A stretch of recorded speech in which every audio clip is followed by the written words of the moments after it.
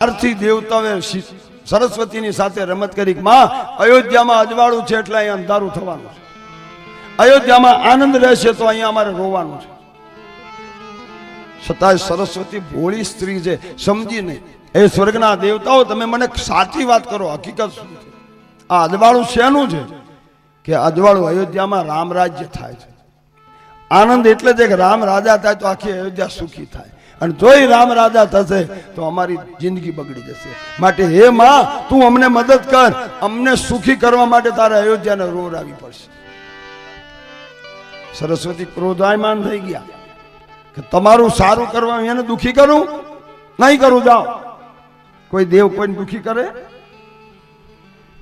સરસ્વતી ક્રોધાયમાન થઈને બોલ્યા છે કે ઊંચ નિવાસ નીચ કર તું દેખી શકહી ન પરાઈ વિભૂતિ. શ્રી રામ જય રામ જય જય રામ, શ્રી રામ જય રામ જય જય રામ. એ ઊંચ નિવાસ નીચ કર તું.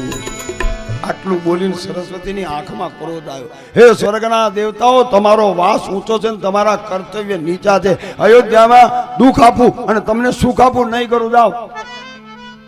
કોઈ દેવ એવા નથી. આપણે ઘણા કહેતા કે બોલી મેરડીને ક્યાંક જા, ઓલ્યા ઘરમાં ધનોત પનોત કરીએ. એ મેરડી નવરી છે એના ઘરે જાય અને પાછા જોર આવતા તમારી પાસે મેરડી મૂકી દે. મેરડી કઈ નવરી નથી તો અહીંયા જાય. હા, તમે કઈ ગુનો કર્યો તો કદાચ દેવ તમને નડે, બાકી તમે કઈ કર્યું નથી તો કઈ દેવ થાય?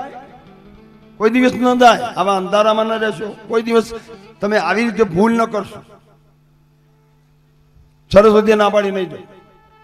સ્વર્ગના દેવતાઓ પગ પકડ્યા, તું અમારી માં છો, અને જો તું નહીં કરતો અમે પ્રાણ છોડી દઈશું.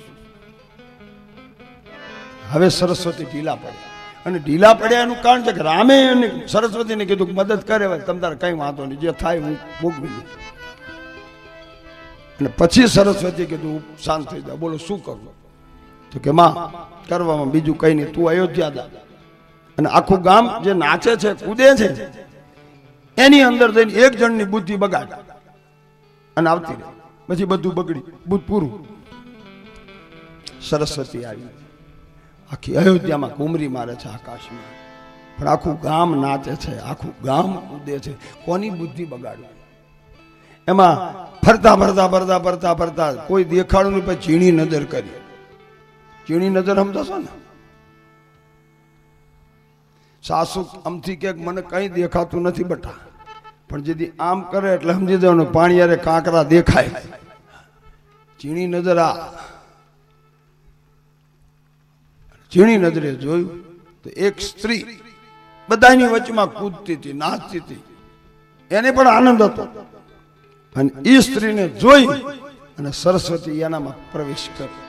અને જ્યાં સરસ્વતી પ્રવેશ કર્યો ને એને અંદર બળતરા થઈ, ઈર્ષા થઈ, અને બેચેન બની બહાર નીકળી ગઈ.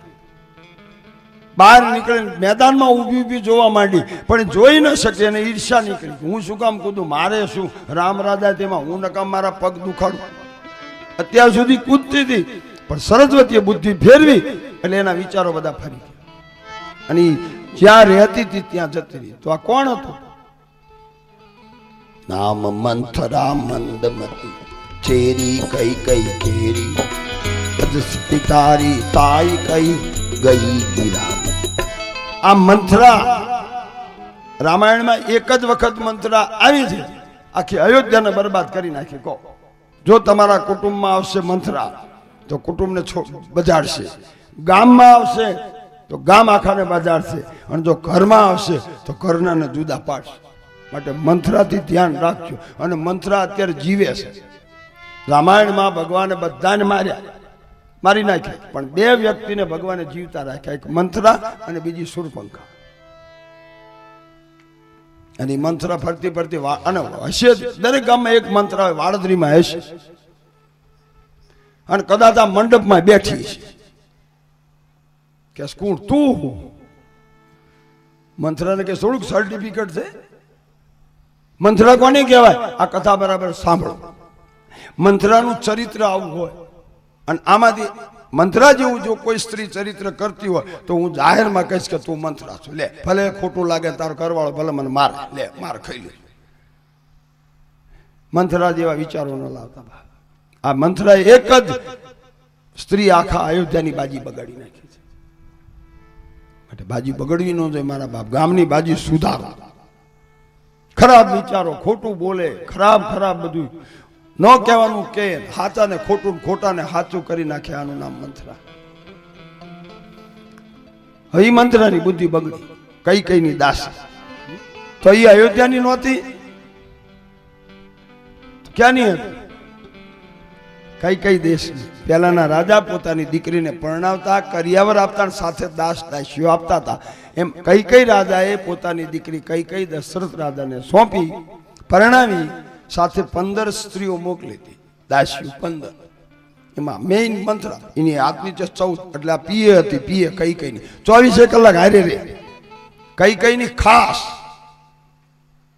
24 કલાક હારે ગમે ત્યાં જાય તો કઈ મંથરા વિના ઘડીક નહોતી રહી હતી. હાલ મંથરા આપણે આમ જઈએ, હાલ મંથરા હારે ને હારે. કારણ કે ખુશામાં ત્યાં હારે ને હારે હોય. અને આમાં તમારે શું છે, બેનપણીઓ ઘણી હશે પણ એક ખાસ હશે.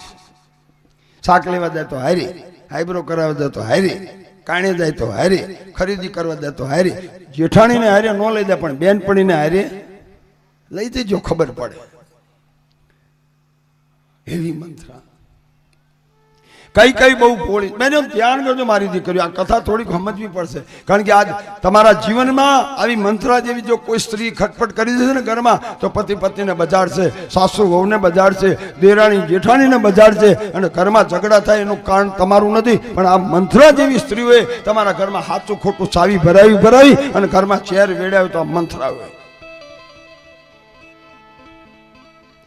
એટલે આ કથા કહેતા પહેલા મારી અહીંની જે વહુ વાળું, અહીંયા જે વહુઓ બેઠી છે એને કહું છું, તમારા ગમે એવી બેનપણી હોય, તમારા ઘરનું ગુરુ બોલે કે તારી સાસુ આવી છે, તારો ઘરવાળો આવો છે, તારી જેઠાણી આવી છે, તો એ કે ને, એ પેલા એને થપાટ મારી દે, ખબરદાર ઘરેથી નીકળી જા બહાર. મારી સાસુ મને કહેતી હતી, તારે શું જોવાનું? મારી જેઠાણી તો મારી છે, તારે શું? પણ જો તમે એમ કીધું કે આવો મારી જેઠાણી એવી છે, પતિ જોઈએ, ખલાસ, પતિ.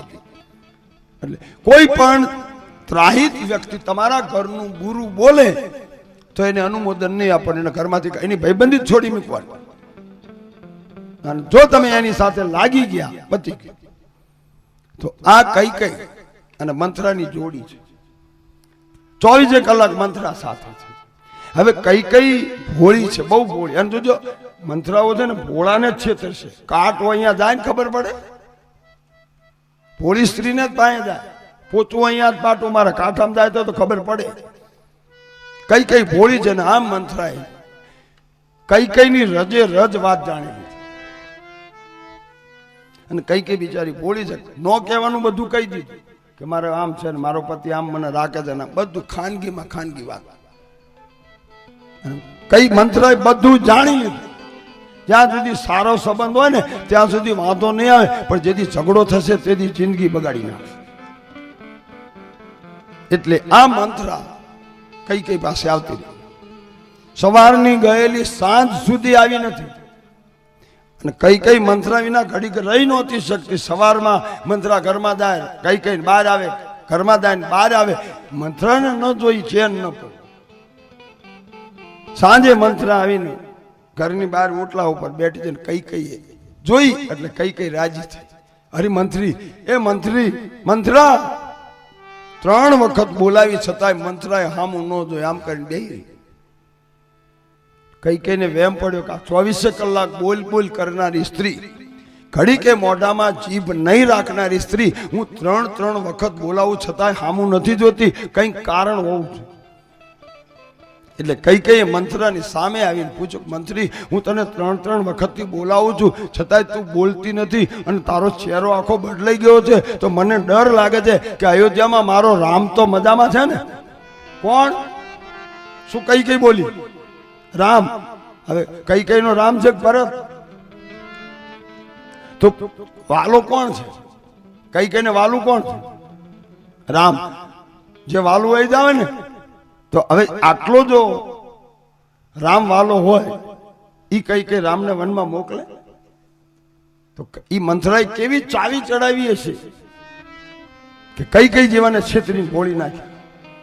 આ ધ્યાન લખ્યું છે રામાયણ.